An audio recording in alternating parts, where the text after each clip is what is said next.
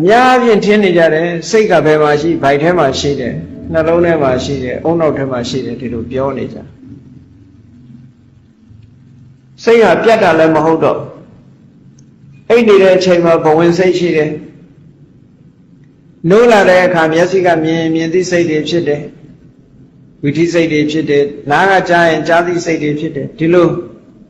လူတွေရဲ့စိတ်နဲ့ကိုယ်နဲ့ဟာမကင်းမကွာအမြဲတမ်းဖြစ်နေတာဆိုတော့စိတ်ဟာအမြဲတမ်းရှိနေတယ်လို့ဒီလိုထင်အောင်ထင်မှားဖြစ်ဖို့ illusion လို့ခေါ် illusion ဖြစ်လာထင်အောင်ထင်မှားနေဖြစ်လာ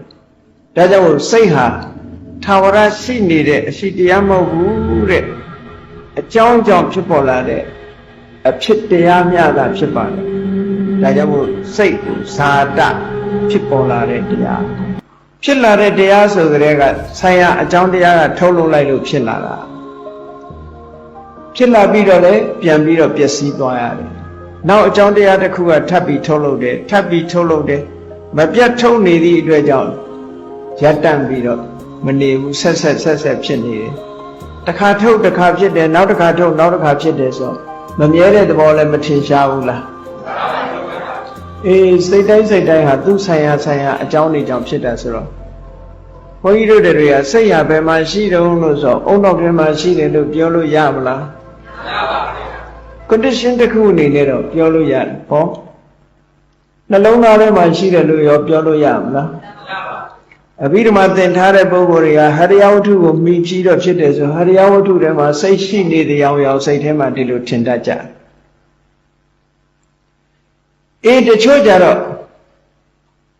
စိတ်ဟာရုပ်ရဲ့အကျိုးဆက်လို့ဒီလိုယူဆတဲ့ပုဂ္ဂိုလ်တွေလည်းရှိတယ်အနောက်တိုင်းကပုဂ္ဂိုလ်စိတ်ဆိုတာအုံနောက်ကိုခေါ်တာတော့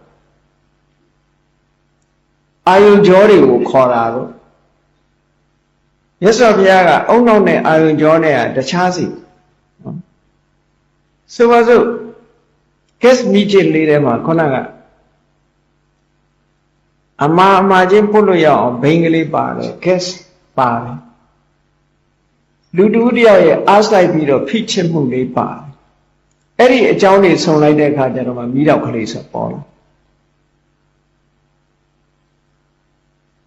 အဲ့ဒါလိုပဲလူရဲ့တဏ္ဍာမှာ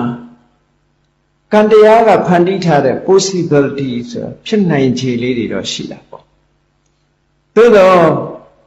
တွေးကြည့်လိုက်လေမိကျစ်ဖူးထဲမှာ gas မိကျစ်ထဲမှာမီးရှိသလားလို့မေးလို့ရှင်ဘယ်လိုဖြေလို့ရမလဲရှိပါဘုန်းကြီးတို့မနစ်တုန်းကမေလ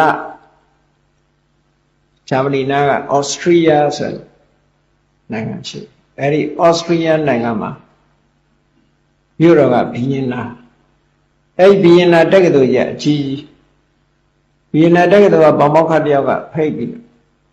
စိတ်အကြောင်းဟောပေးပါဆိုလို့2 ရက်သွားဟောပြီးတော့မေကုန်းနေမေးအဲ့ဒီမှာ psychology နဲ့ပတ်သက်တဲ့ပေါမောက္ခတယောက်နဲ့ပတ်သက်ဘုန်းကြီးမေးလိုက်တယ်စိတ်ဟာသူရဲ့တဏ္ဍာမှာရှိနေသလားလို့ဆိုသူကရှိနေတယ်ဘယ်မှာရှိအောင်အုံနောက်ထဲမှာရှိတယ်အဲ့လိုဖြေတယ်အုံနောက်ထဲမှာရှိတယ်လို့ဖြေတယ်သူတို့ကအုံနောက်ကိုပဲစိတ်လို့ယူတာရှိတယ်အဲ့လိုဖြေတော့ဘုန်းကြီးမေးလိုက်တယ်အဲ့လိုဆိုလို့ရှိရင်လို့ဂီတာထဲမှာအတန်ရှိနေသလားလို့ပီယာနိုထဲမှာအတန်ရှိလားဆိုမရှိဘူးဒါပြင်အဲ့ဒီအတန်ဘယ်ရသွားတာလို့ဆိုတိခတ်တဲ့ပုဂ္ဂိုလ်နဲ့ခုနကဆိုင်ရာအကြောင်းတွေစုံလို့ပေါ့ကဲစမီချစ်ထဲမှာမီးရှိလားမရှိဘူးအဲ့ဒီမရှိသလိုသူ့ရဲ့အုံနောက်ထဲမှာလည်းစိတ်ရှိနေတာမဟုတ်ဘူးနှလုံးသားထဲမှာလည်းစိတ်ရှိနေတာမဟုတ်ဘူးဆိုင်ရာအကြောင်းတရားတွေကြောင့်သာဖြစ်ပေါ်လာတယ်လို့ဘုရားဘာသာတရားတော်အရာဒီလိုနားလည်ရပါတယ်လို့ထပ်ပြီးတော့ရှင်းပြ